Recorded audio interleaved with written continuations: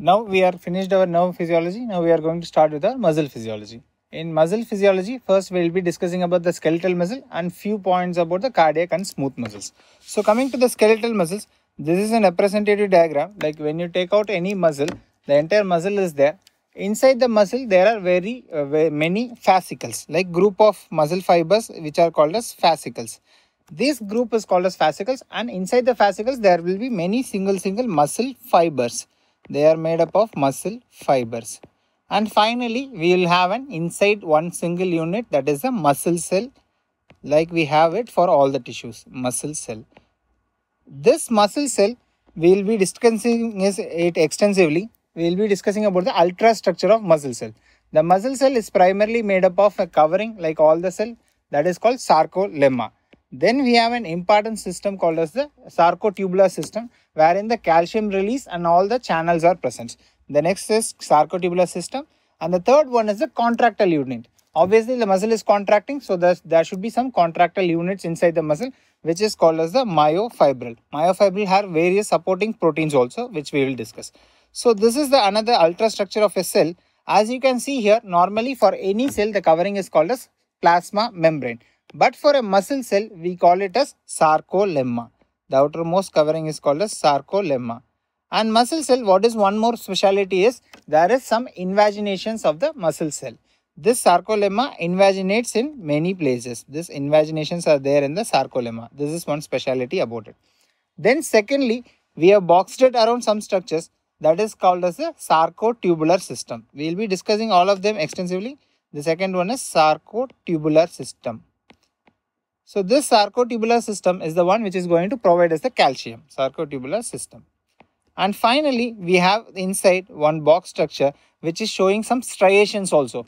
And all of us know that skeletal muscle is a striated muscle. This has some proteins which looks like these striations. This is called as myofibril. Myofibril. We'll go in this order only. First, we'll be discussing about sarcolemma. So coming to sarcolemma, it is a plasma membrane, so it has some lipids and proteins. And in the proteins, the most important proteins are the peripheral proteins. Usually the proteins are classified as the integral proteins, which are integrated to the structure, and peripheral proteins. Integral proteins means, suppose if the cell membrane is there, this protein will go through and through into the membrane. That is called as integral protein. Peripheral proteins, usually they are attached to the one side of the membrane. These are peripheral proteins and these are the integral proteins. All the ion channels are also proteins only, integral proteins. Then two important proteins in the sarcolemma are dystroglycan and sarcoglycan. These are the two important proteins.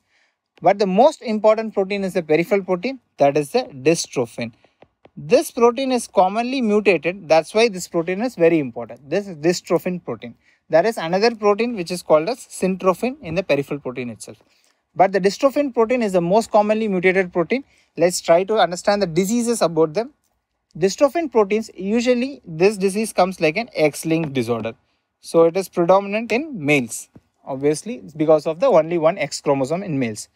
And this protein can be completely absent or partially absent. There are two variants of the same disease where dystrophin is absent. So whenever it is completely absent, first condition is it is completely absent. Second one, it is partially absent. Both are similar only, disease only, but it is like a second one is the milder form of the same disease. Another one is partially absent. In completely absent, the disease is named as Duchenne's muscular dystrophy. This important term, that is Duchenne's muscular dystrophy. It is Duchenne muscular dystrophy. It is the complete absence of dystrophin protein. The second disease, it is called as Becker muscular dystrophy. Becker muscular dystrophy. It is the partial absence of the same protein, that is dystrophin. So what is the feature of this disease? Either in the history, they will give among all these features at least few clues for you to identify the disease. They can ask for the protein also, which is the dystrophin, or they can ask for the disease also. So coming to the Duchenne's muscular dystrophin, it is also called as DMD. So usually this protein is very essential for the supporting the muscles. If it is absent, what will happen is the person will ultimately die at an younger age. Usually the death of the person happens in the second decade, like from 11 years to 20 years. And initially, whenever the child is growing, its milestones can be normal, but later on what happens is, due to the loss of muscular power, it will be like a crippling disease. The child will not be able to move on its own. It will be requiring a wheelchair or somebody's help. So this crippling starts to happen in 7 to 8 years of age. And there is one very important sign, that is the Gower sign. If you see this in clue, it is definitely a dystrophin protein deficiency and it is a Duchenne's muscular dystrophy. So what happens in this Grover sign is, the child is very weak, all its muscular is very weak. So what it will do is, the child will try to climb on its own to stand up. When you ask the child to stand up, what will it will do is, it will first put its hand on its feet, then it will come to its elbow like a knee, then every body part it will try to catch up and stand. So that is called as Grover sign. It is like climbing on oneself. Then there is pseudo hypertrophy of the calf muscles. What is this pseudo hypertrophy? Ideally, there is a muscle degeneration, so hypertrophy should not happen. But there is accumulation of glycosaminoglycans and some form of lipids. They are not the real muscle, but they appear like as if the calf muscles are hypertrophied. And there is macroglossia. There is some hypertrophy of the tongue also. So all these are the features of the Duchenne's muscular dystrophy. Then what about Becker's? Becker's, all the symptoms can be there, but it usually it's a milder form because only there is partial absence. And the survival is usually beyond 40 years. Like they can usually survive up to 40 or 40 plus years. It's not a very severe form of the Duchenne's muscular dystrophy. Then coming to the second one, that is the sarcotubular system. So we are done with our sarcolemma. Now coming to sarcotubular system. In the sarcotubular system, usually the location of sarcotubular system in a skeletal muscle, it is in the AI junction. Don't worry about this AI. This is between the A band and I band. We'll discuss about the bands individually, but remember for a skeletal muscle, it is in the AI junction. Then this is the sarcotubular system. And we here, this part is specifically the sarcotubular system. This boxed one is specifically the sarcotubular system. And it has two tubules. One is along the x-axis, that is the transverse tubules. This is nothing but the transverse tubules. It is also called as the T-tubules. Then another one, it's in the longitudinal direction. That is why it is called as longitudinal tubules. Longitudinal tubules. It is also called as L-tubules.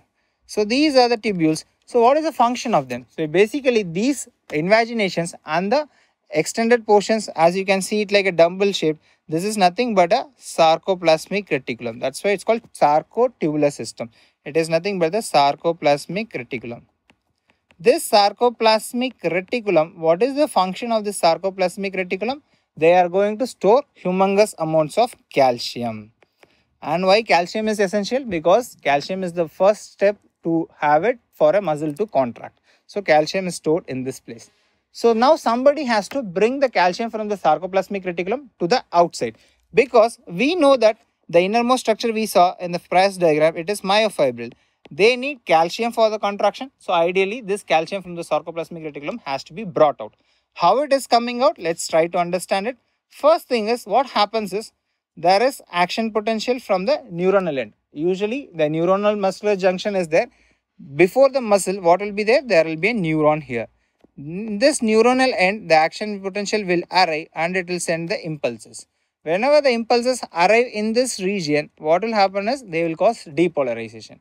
And this depolarization specifically acts one channel which is present along the longitudinal tubule. This channel, as you can see here, it is present in the longitudinal tubule. This channel is called as dihydropyridine receptor channel. So DHPR, that's why it's called DHPR or dihydropyridine receptor channel. So what it does is, it will conduct the impulse and it will get activated. Once the activation of DHPR is there, what it will do?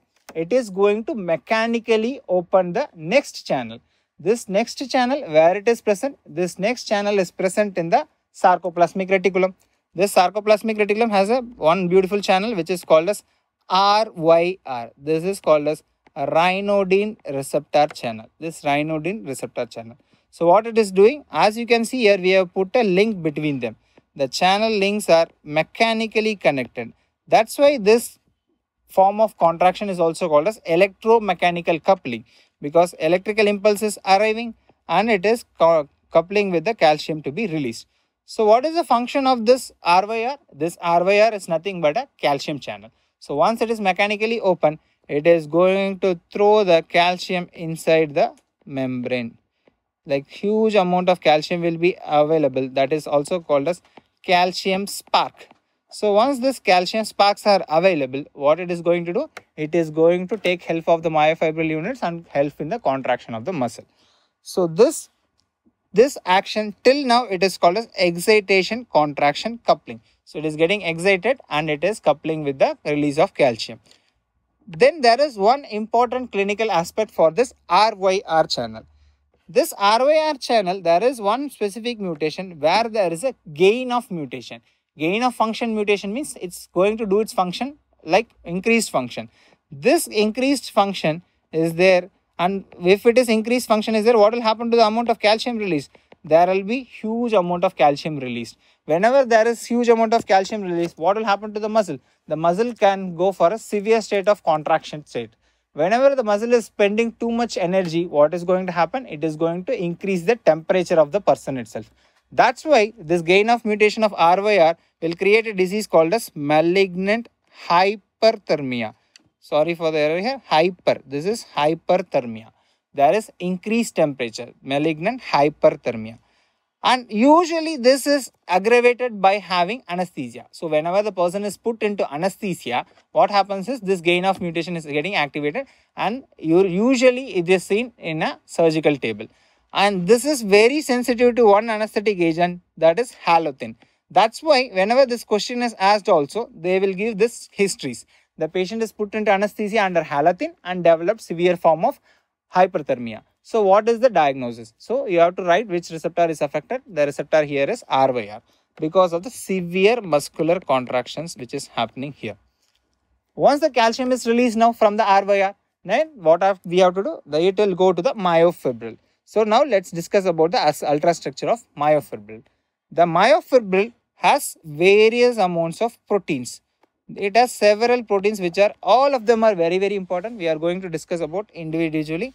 So it has a group of protein called as contractile protein, which is involved in contraction, and this is usually regulated with the help of some other proteins. It directly doesn't go to the contractile proteins. That group is called as regulatory proteins.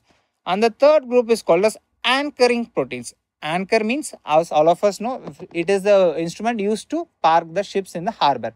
Usually they put an anchor down in the sea and it is getting parked. In a similar manner, this anchoring proteins will also help the muscle to become overstretched or understretched. So this anchoring proteins are present. We'll discuss the important ones. So coming to the contractile proteins, the most important contractile proteins are the actin and myosin. This pair we will study again and again in all of physiology, actin and myosin. Then the regulatory proteins are troponin and tropomyosin. There is another protein called as tropomyosin. So this is another regulatory protein.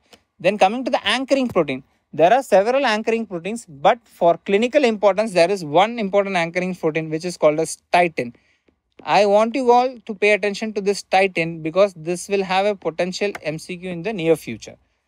Then when you talk about the myofibril, this is the functional unit, and you can see here there is various striations.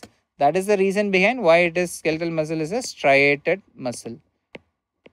And out of this, whenever a part is studied, a functional part is studied, what we can see is this functional part is called as the functional unit, and this functional unit is specifically named as sarcomere. This is sarcomere. So now let's talk about more about this functional unit and various bands in it. These bands can be put in the image based questions also. So just pay attention here. So come to this sarcomere. The sarcomere starts from Z line and ends in Z line. So the contractile unit in between two Z lines is called as the sarcomere. Inside the sarcomere, when you go deep inside, there are two contractile proteins which we said, that is the actin and myosin. The thicker ones here, as you can see here, the black shaded boxes, the thicker ones, they are nothing but the myosin. They are bigger and they are the myosin. Then next one, the slender ones, which is little lighter, they are the actins. Usually the myosin bands are thick and broad, the actin ones are thin and slender. So these are the arrangements of it. And in this, what will happen is, why these striations are happening? Because of the dark and light bands. How this dark band is there? Because wherever the myosin components are predominantly present, that band is going to be a little darker. So as you can see here, the shaded black line here, I'll highlight it in green. This shaded black line here, can you see this? This shaded area is the one which is called as A band. This shaded area is called as the A band. Why it is called A band? Because it is a anisotropic band. When light is passed on through it, the light was not getting passed on to it. It was very dark. So that's why it is called as anisotropic band. Then inside the A band, this A band we have actin is also there, myosin also is there. So it is very dark. Inside the A band, there is some portion where there is absence of myosin. Here you can see that there is absence of actin. There is absence of actin. Here you can see that it is called as H band. H band. This is called as H band. Inside the A band, a little lighter area is called as H band. And in the center, this blue shaded area in the center, that is nothing but it is called as the M line. So this is called our M line. So we have the A band. Inside the A band we have H band. Inside that we have the M band.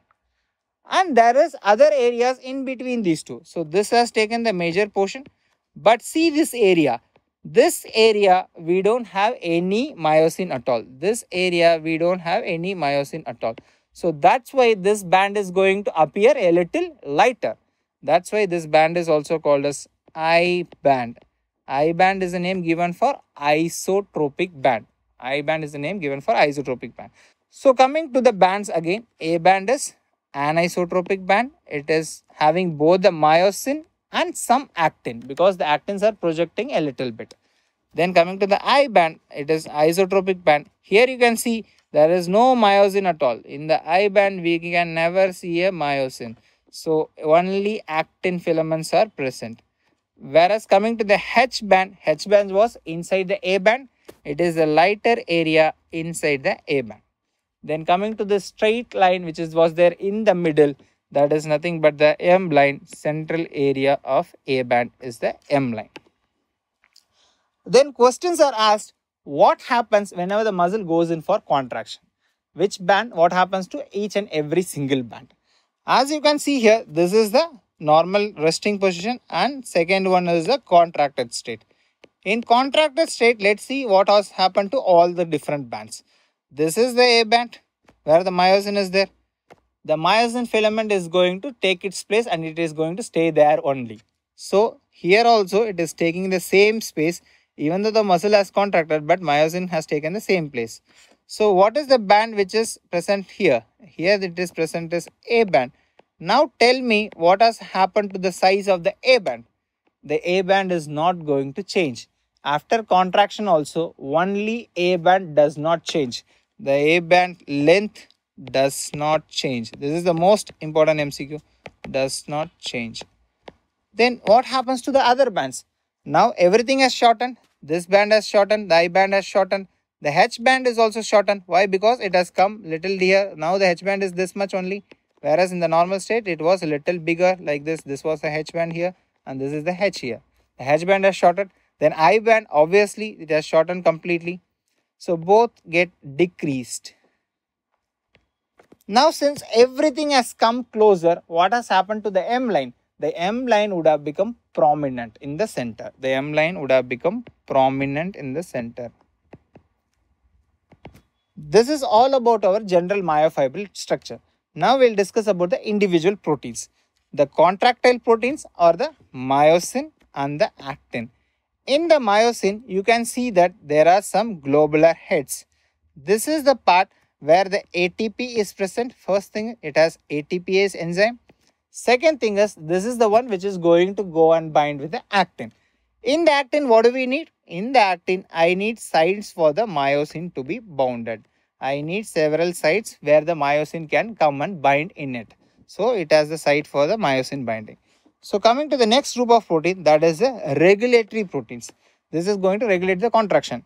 So first one is tropomyosin. As you can see in this shaded area, the green shaded area is the tropomyosin. Tropomyosin. And this lower portion is our myosin and this is our actin.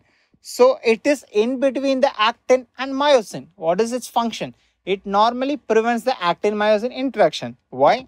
In the resting state, I don't want the actin-myosin to be interacting to each other, because otherwise the muscle will go for contraction and there is severe waste of energy. So that's why it is preventing the actin-myosin interaction.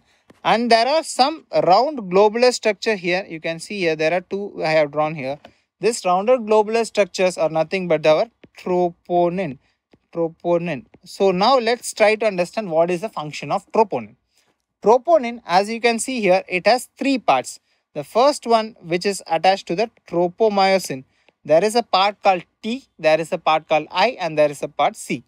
This T is called as tropomyosin. This tropomyosin is the part which is going and getting attached to the tropomyosin. This tropomyosin, as you can see here, there is an attachment here. So this will be our T part. It is getting attached. Then there is a part called I. This I is called as inhibitory. So what it is inhibiting? It is inhibiting the unwinding of tropomyosin. So troponin is a very essential molecule. Normally it keeps the tropomyosin in its own place. But during contraction, I should unwind it. So during contraction, what will happen? There is another site which is called as C. This is the site for calcium binding. Here the calcium binding happens. In this site, there are 4 places for calcium binding. Usually, these 2 calcium are exposed already. They are usually having calcium in 2 sites. Now, whenever due to RYR release, we studied the RYR, whenever it is open, what it is going to throw out? It is going to throw out calcium. So, whenever it throws out calcium, it is going to come and bind to this other 2 sites. So, whenever this gets binded to this other 2 sites, what it is going to happen? The troponin will get activated and it will unwind the tropomyosin. So what it does, as you can see in the next diagram, when calcium binds to troponin, it shifts the tropomyosin. Now the tropomyosin, which was obstructing the way between myosin and actin, is thrown to the other side. Here our tropomyosin has come to the other side along with the help of troponin. So all these are shifted. Now the actin-myosin binding sites are nicely exposed. So what is going to happen next? Now whenever they are exposed, it is going to go for a contraction.